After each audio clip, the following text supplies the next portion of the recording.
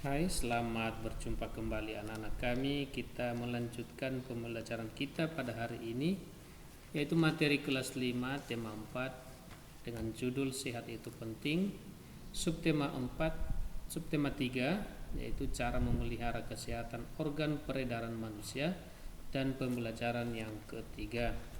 Nah, kemarin kita sudah belajar tentang berbalas pantun, juga cergam atau cerita bergambar, dan yang terakhir tentang gangguan pada organ peredaran darah hewan.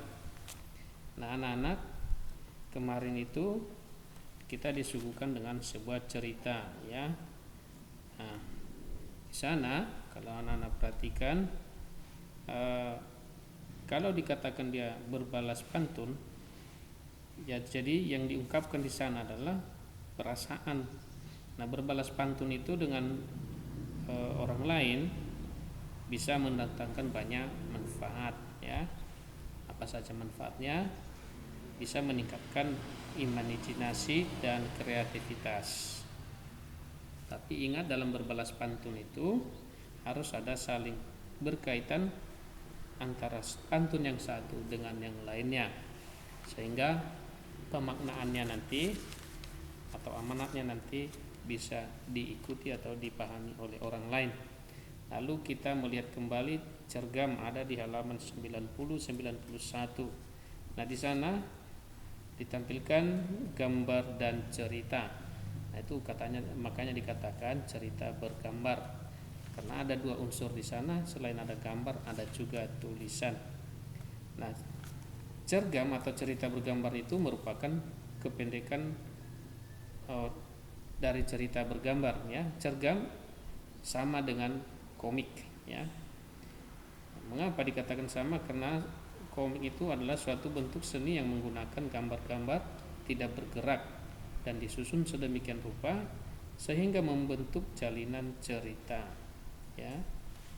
Nah, dalam membuat cergam itu nanti ada 5 hal yang harus diperhatikan di situ.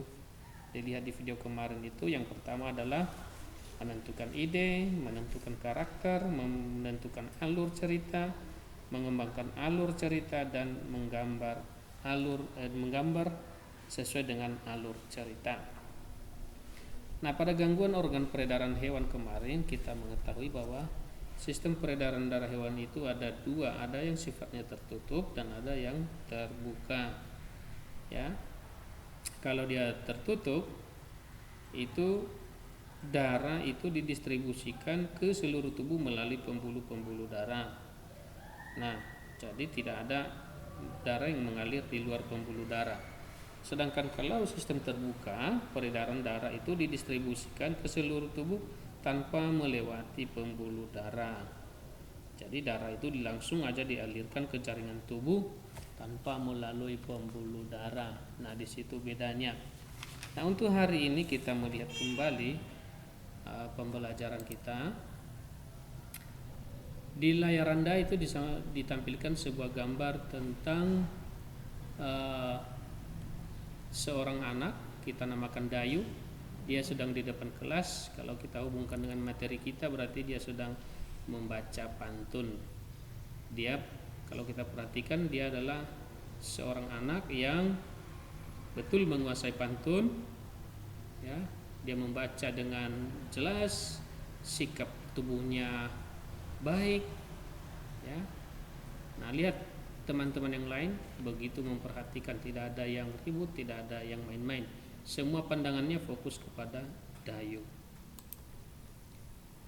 Nah, jadi Dayu ini membacakan pantun buatannya di depan kelas.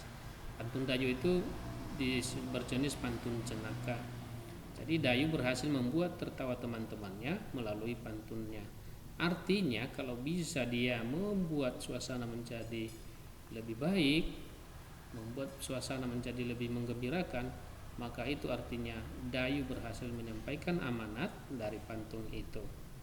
Nah, apa amanatnya? Mari kita membahas apa yang disampaikan ibu guru berikut ini. Pagi ini Dayu dan teman-teman satu kelasnya sedang mengikuti pelajaran tentang pantun.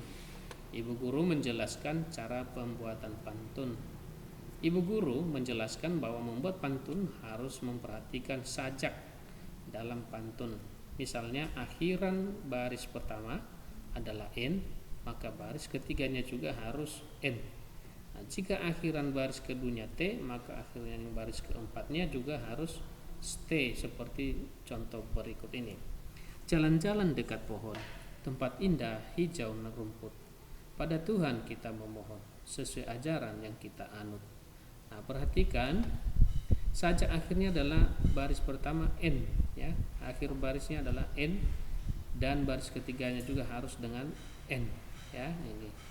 Sedangkan baris kedua kalau seperti yang di atas tadi itu dikatakan T, maka baris keempat harus T. Nah, sehingga nanti kita bisa polakan dia, kita buat sajaknya menjadi A B A B. Nah, dari itu ya penentuan sajaknya. Bu guru juga menjelaskan bahwa membuat pantun harus memperhatikan amanat atau pesan dan nasihat yang ingin disampaikan kepada pembaca. Bu guru mencontohkan sebuah pantun yang mengandung amanat ajakan kepada masyarakat untuk ikut bergotong royong. Nah, berikut contohnya. Siang-siang makan buah dondong, rasa takut melihat besarnya ular. Mari kita melakukan gotong royong agar pekerjaan cepat kelar. Nah, anak-anak, kita sudah mengetahui lagi bunyi akhirnya, ya. Ini baris pertama itu G, baris ketiga G, baris kedua R, dan baris keempat R. Nah, hari kemarin juga Pak Guru menjelaskan tentang penentuan bunyi itu bisa dengan pemenggalan suku kata. Nah, tadi tidak melulu, ya, tidak melulu bunyi akhir itu hanya kita perhatikan satu huruf paling terakhir, ya. Kadangkala dia berdasarkan bunyi akhirnya, bukan hanya huruf terakhirnya. Nah, contoh kalau kita ambil dia misalnya berdasarkan pemenggalan suku kata, maka dondong ini dibagi menjadi dua suku kata, don dan dong. Lalu ular dibagi dua suku kata, u dan lar. Royong menjadi dua, ro dan yong. Lalu yang terakhir adalah kelar, ke lar. Nah, jadi bisa saja seandainya royong ini pas dengan dondong di atas, maka bisa dia buat berdasarkan suku kata. Kalau dibuat berdasarkan pemenggalan suku kata, maka ya, don, lar, yong, lar. Tapi ini kurang pas ya. Seharusnya dong juga di sini, ya. Sehingga kita ikuti yang huruf terakhirnya saja, ya. G R, ya, A B ya, seperti itu. Jadi pada pantun-pantun lain mau, ya, dipenggal berdasarkan bunyi pemenggalan suku kata, tidak selalu dengan bunyi akhir. Nah, itu hanya tambahan pengetahuan untuk anak-anak kami. Nah, anak-anak, itulah tentang pantun yang kita pelajari, ya.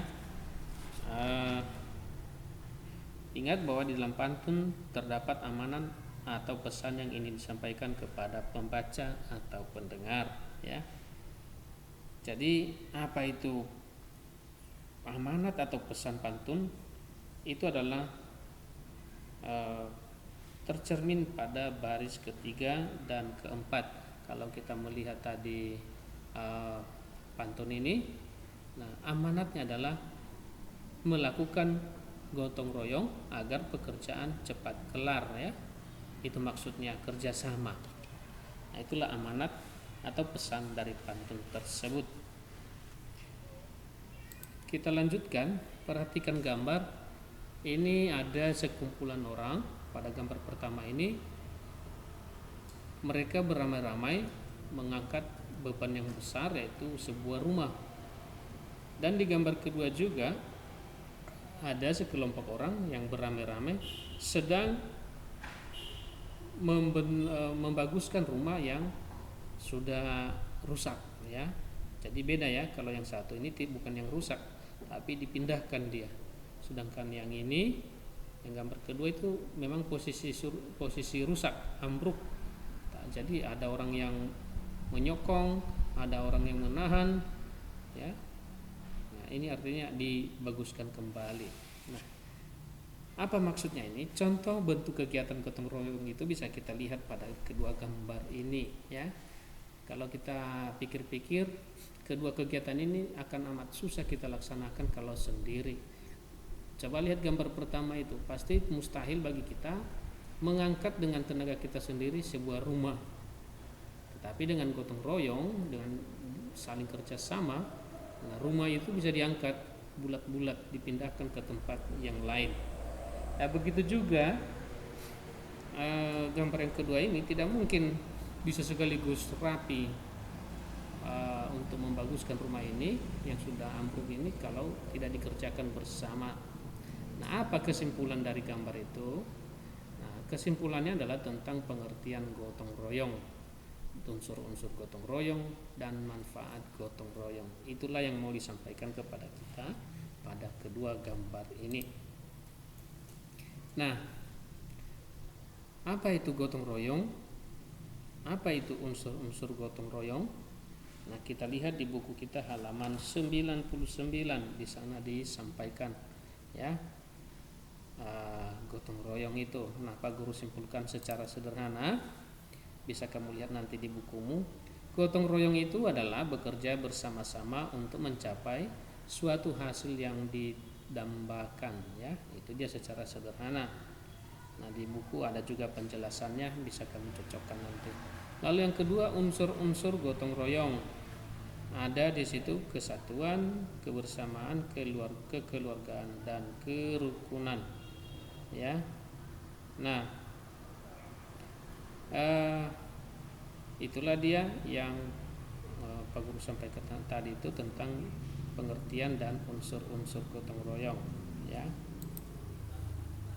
Nah, yang ketiga apa manfaatnya, ya.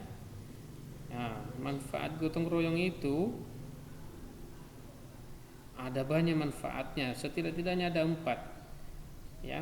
Yang pertama adalah meringankan beban, waktu dan biaya. Yang kedua, meningkatkan solidaritas dan rasa kekeluargaan dengan sesama, ya. Ketiga, menambah kukuhnya rasa persatuan dan persatuan. Dan keempat, mempertinggi ketahanan bersama. Nah, itulah manfaat gotong royong, ya, bisa nanti dilihat di buku masing-masing. Nah, gotong royong memiliki arti penting dalam memperkokoh persatuan dan kesatuan serta meningkatkan solidaritas dan rasa kekeluargaan bersama. Itu yang para guru baru sampaikan. Nah, oleh karena itu anak-anak, gotong royong itu menjadi tanggung jawab semua warga masyarakat, ya. Apakah makna tanggung jawab warga masyarakat? Ya, pada dasarnya setiap orang tidak bisa hidup sendiri. Ingat itu, ya. Tidak ada kita ini yang bisa hidup sendiri tanpa pertolongan orang lain. Nah, sejak dalam kandungan sampai mati, setiap orang itu membutuhkan pertolongan orang lain. Orang-orang yang saling membutuhkan dan mempunyai kepentingan yang sama dalam suatu tempat, ya itulah yang disebut masyarakat. Nah, hidup bersama dalam masyarakat sangat penting karena pertama, Tuhan menciptakan manusia untuk saling melengkapi. Kedua, untuk saling membantu. Ketiga, untuk saling menyayangi. Keempat, untuk saling menjaga hubungan baik dengan orang lain. Nah, untuk menjaga hubungan baik dalam kehidupan masyarakat, maka setiap kita anggota masyarakat hendaknya sadar akan tanggung jawab sebagai warga masyarakat. Nah, apa saja maksudnya tanggung jawab sebagai warga masyarakat?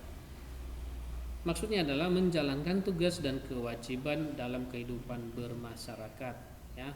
Ingat, di mana-mana kita pasti ada yang namanya hak dan kewajiban. Nah, kalau kita di masyarakat, maka kita lakukanlah hak dan kewajiban kita dalam kehidupan bermasyarakat. Nah, contohnya adalah setiap individu hendaknya memperhatikan hal-hal yang menjadi tanggung jawabnya agar tercipta kehidupan masyarakat yang harmonis. Nah, di sini ada jenis-jenis tanggung jawab warga masyarakat. Yang pertama, memelihara ketertiban dan keamanan hidup bersama. Ini penting ya, dan ini wajib. Nah, tanggung jawab yang warga masyarakat dalam memelihara ketertiban dan keamanan hidup bermasyarakat dapat diwujudkan dalam pelaksanaan peraturan-peraturan dalam masyarakat. Nah, sehingga kalau peraturan dilaksanakan maka terjadilah terpelihara ketertiban dan keamanan hidup bersama.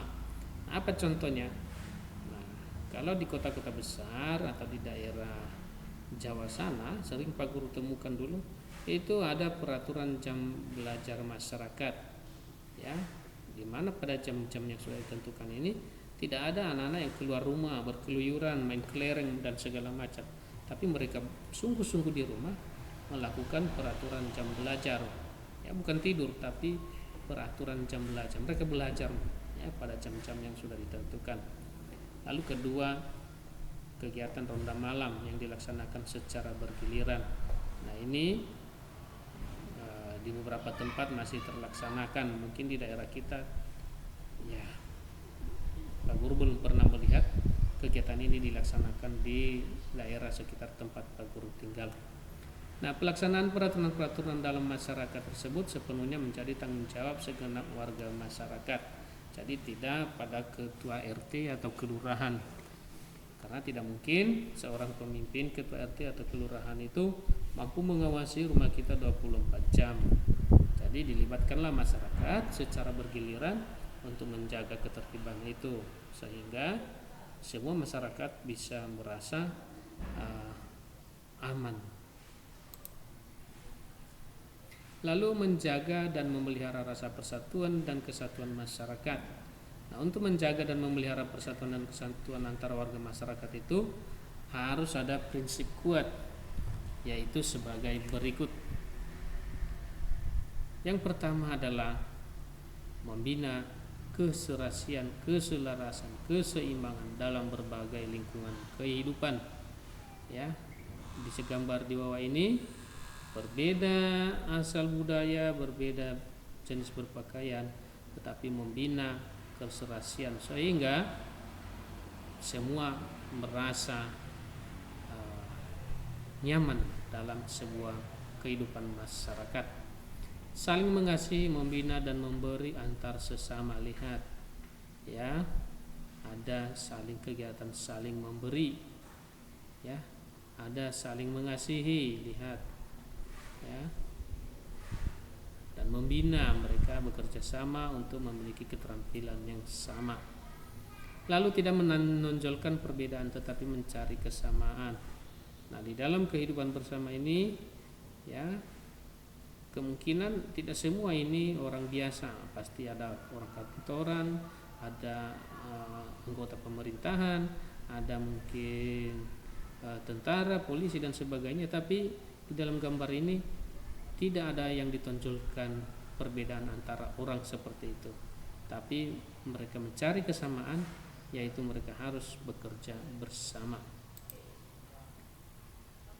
Nah, dengan prinsip di atas, maka kamu seharusnya menunjukkan perilaku yang mencerminkan sikap menjaga dan memelihara rasa persatuan dan kesatuan antar warga masyarakat.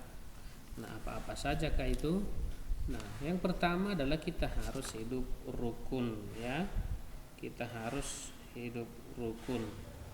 Yang kedua, kita harus menyelesaikan masalah-masalah sosial secara bersama. Lalu kita yang ketiga bergaul dengan sesama, ya, dengan tidak membeda-bedakan suku, agama, ras ataupun aliran. Nah, berikutnya adalah menggunakan bahasa Indonesia sebagai bahasa pergaulan kita, ya. Lalu mengadakan bakti sosial di lingkungan masyarakat. Nah, ini ketika kita punya masalah kita harus musyawarah. Ya, lihat berbagai jenis orang, berbagai jenis keyakinan, tetapi berkumpul untuk bermusyawarah. Lalu pada gambar kedua ini, nah ini Bapak ini mungkin sedang diberikan tali asih atau bantuan oleh orang-orang yang ada di sekitarnya ini karena dia mungkin kurang sehat, ya, seperti itu. Nah, 3, meningkatkan rasa solidaritas sosial terhadap sesama anggota masyarakat, ya. Jadi rasa solidaritas sosial terhadap sesama anggota masyarakat itu mutlak diperlukan dalam mewujudkan keharmonisan hidup bermasyarakat. Rasa solidaritas sosial mengandung prinsip saling membantu, saling peduli, saling kerjasama, saling berbagi, dan mendukung pembangunan masyarakat setempat, baik secara keuangan maupun tenaga. Nah, salah satu bentuk upaya peningkatan solidaritas sosial adalah dengan membiasakan kerjasama atau gotong royong. Berikutnya, gotong royong itu sebagai kerjasama antara individu, bisa antara individu dengan kelompok dan antara kelompok dengan kelompok. Nah, membentuk suatu norma, ya, aturan, ya, yang saling percaya untuk melakukan kerjasama dalam menangani permasalahan yang menjadi kepentingan bersama.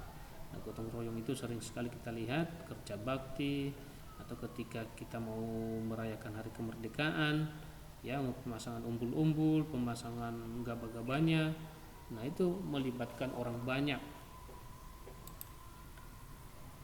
Berikutnya, menghapuskan bentuk-bentuk tindakan diskriminasi dalam kehidupan masyarakat untuk menghindari disintegrasi masyarakat, bangsa, dan negara. Nah, terjadinya disintegrasi atau perpecahan antar warga masyarakat biasanya dipicu oleh adanya diskriminasi dalam kehidupan masyarakat. Nah, anak-anak, diskriminasi itu adalah memperlakukan orang atau kelompok yang biasanya itu kelompok kecil atau jumlahnya sedikit secara berbeda berdasarkan karakteristik seperti asal, ras, asal negara, agama, keyakinan politik atau agama, kebiasaan sosial, jenis kelamin, orientasi seksual, bahasa, dan usia. Nah, ini sebenarnya masih menjadi momok kepada kita sebagai warga bangsa. Sering kita mengalami diskriminasi dalam hal-hal seperti ini. Nah, diskriminasi itu prinsip yang mengatakan bahwa semua orang tidak sama. Nah, ini yang bahaya.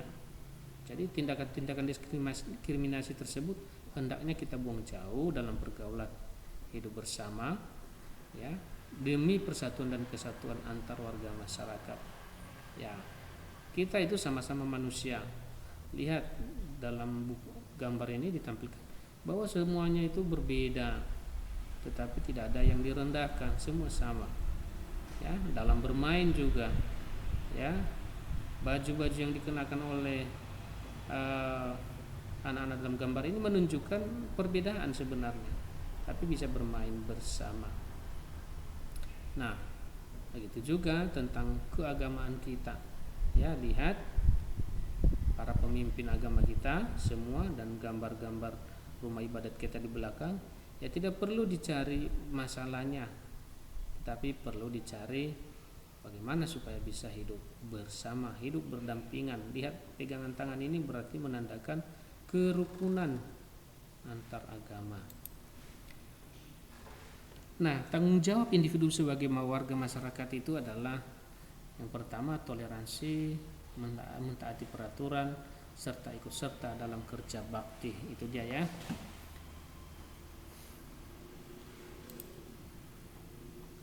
Nah, ini tidak usah dilakukan pengamatan. Ini hanya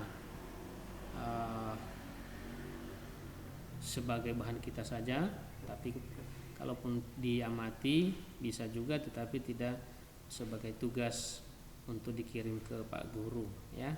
Hanya supaya kamu punya pandangan lain seperti apa sih di lingkunganmu. Nah, coba diamati, ya, sehingga kamu bisa bedakan nanti dengan penjelasan yang Pak Guru sampaikan. Lalu selain kepentingan ekonomi dalam bentuk barang, kepentingan ekonomi yang lain juga terlihat dalam bentuk jasa, ya. Ya, kita sudah beralih ke materi lain, ya, bentuk-bentuk interaksi sosial, ya. Jadi di dalam berinteraksi sosial itu ada beberapa alasan orang melakukannya. Yang pertama berhubungan dengan ekonomi, ya. Lihat, ekonomi itu tidak selalu berbentuk barang, ya, tapi juga dalam bentuk jasa. Misalnya banyak organisasi yang menawarkan jasa kepada masyarakat umum seperti lembaga belajar atau kursus, bank, rumah sakit, event organizer, jasa paket atau kurir, sampai jasa cuci, ya. Kalau kita lihat di Pandan ini banyak jasa cuci, yaitu laundry. Nah, ini adalah termasuk layanan jasa. Nah, semua produk jasa juga termasuk dalam interaksi ekonomi, ya. Jadi secara umum interaksi ekonomi itu ditandai dengan adanya hubungan antara dua individu atau antara individu dengan lembaga yang menggunakan proses transaksi uang. Nah, itu adalah kegiatan ekonomi jasa. Nah, selain bentuk ekonomi interaksi sosial, bentuk-bentuk interaksi sosial secara ekonomi, ada juga secara politik. Nah, figur-figur yang di layar ini pasti tidak asing kepada kita. Ini adalah tokoh-tokoh calon-calon presiden kita di masa yang tahun lalu, ya, dan sekarang kita dipimpin oleh Bapak Presiden Joko Widodo dan Ma'ruf Amin, ya. Nah, jenis kepentingan ini digunakan oleh para anggota pemerintahan dan anggota partai politik. Tujuannya untuk menjalankan kekuasaan negara. Nah, di dalam kepentingan politik terdapat juga kepentingan keamanan dan pertahanan.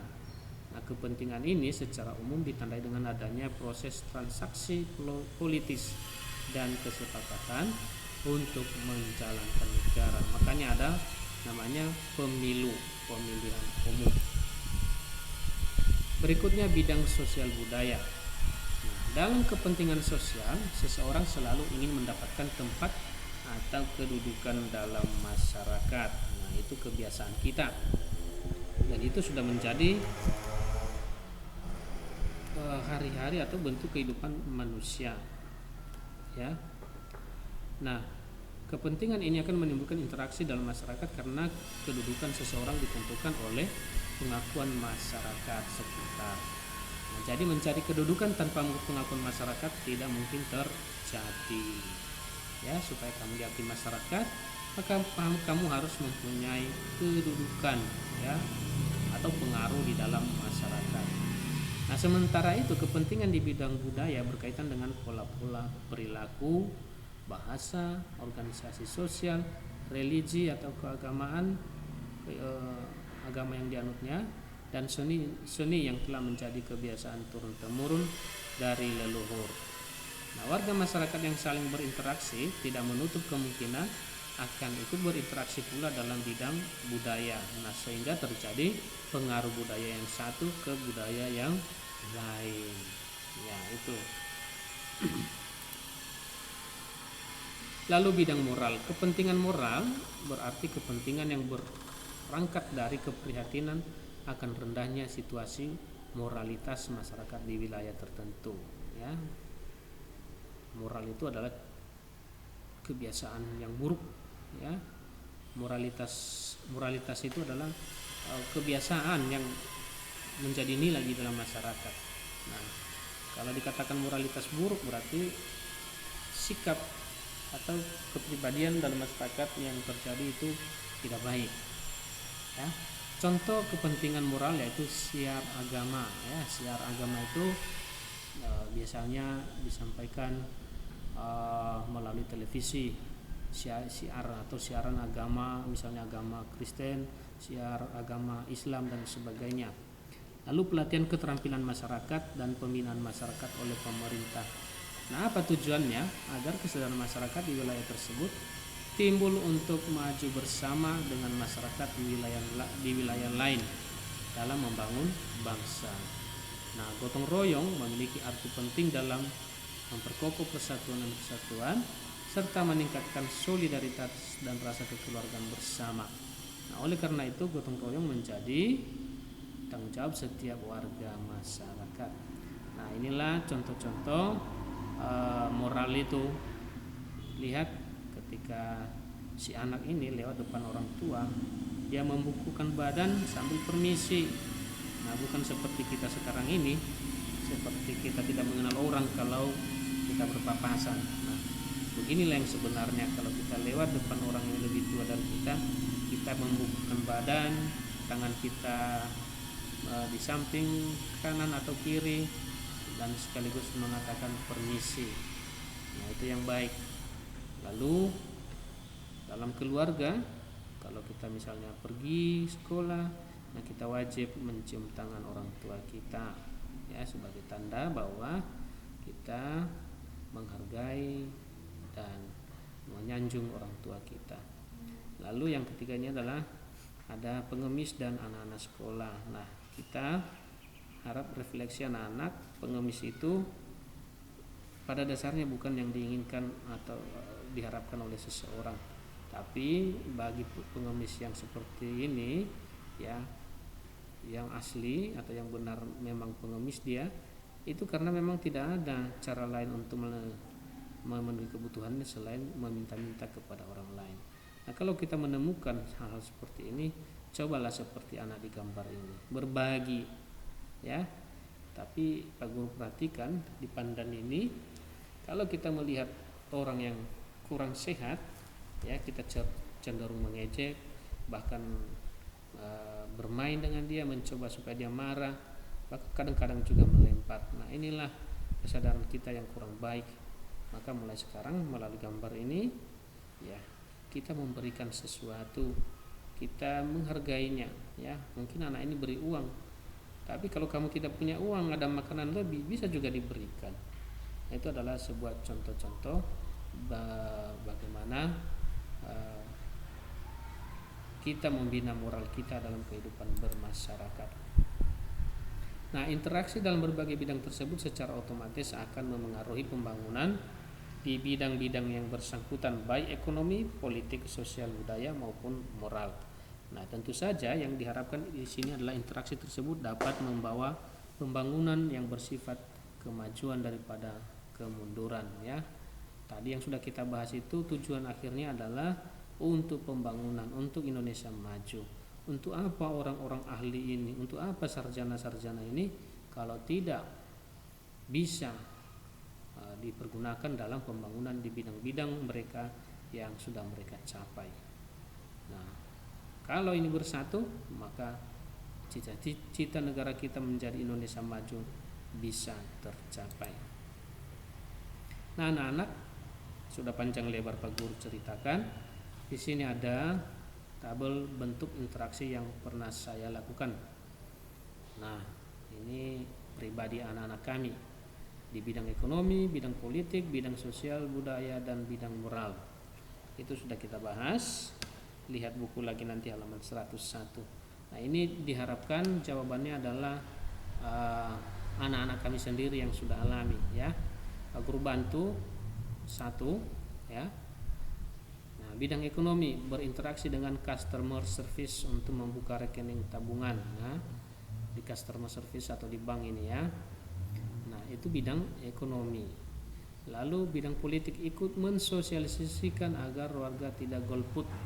Nah, ini orang dewasa, ya, seperti Pak Guru bisa jadi memberitahukan kepada masyarakat supaya tidak golput atau tidak memilih, tidak melakukan tindakan tidak memilih, tetapi dihimbau warga tetangga kita, ya, supaya tetap memilih calon-calon yang sudah diajukan dalam daftar pemilihan.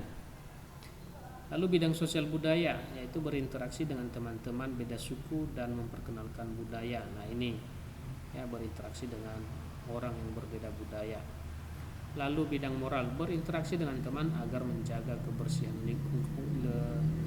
lingkungan, ya. Caranya dengan cara mengingatkan teman kita. Nah, ketika teman kita itu membuang sampah sembarangan, nah, kita bisa melakukan interaksi yang baik, meminta tolong, mengingatkan, ya, supaya sampah itu dipungut dan dibuang ke tempat sampah. Nah, inilah contoh-contohnya. Nah, anak-anak coba cari 4 lagi, ya, tapi sesuai dengan pengalaman kalian yang bisa kalian alami, ya, diutamakan seperti itu. Nah, itu saja pada saat hari ini yang bisa Pak Guru sampaikan. panjang lebar sudah Pak Guru jelaskan. Mudah-mudahan bermanfaat untuk anak-anak kami, dan kalau kurang nanti jelas karena agak cepat suara Pak Guru, tolong diteliti lagi buku paket kita. Materi kita ini mulai dari halaman 97 sampai 102 ya. Nah, jadi tugas anak-anak kami hanya melengkapi tabel ini saja ya. Sekali lagi, tugas anak-anak kami hanya melengkapi tabel di slide yang sudah Pak Guru jelaskan ini. Ini contoh di atas kalau ragu-ragu. Nah, itu saja anak-anak. Terima kasih, sampai jumpa dan salam sehat.